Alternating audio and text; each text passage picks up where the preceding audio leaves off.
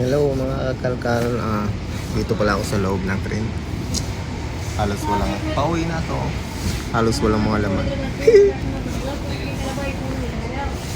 Ito nga palang train dito. Pabalik. Yung upuan, mayroong pabalik ko ganun, mayroong pabalik. So, ito pa, nakaupa ko pa ganun. Pero, patras yung train na nandun pa papunta doon. Tapos yung sa likod ko ito,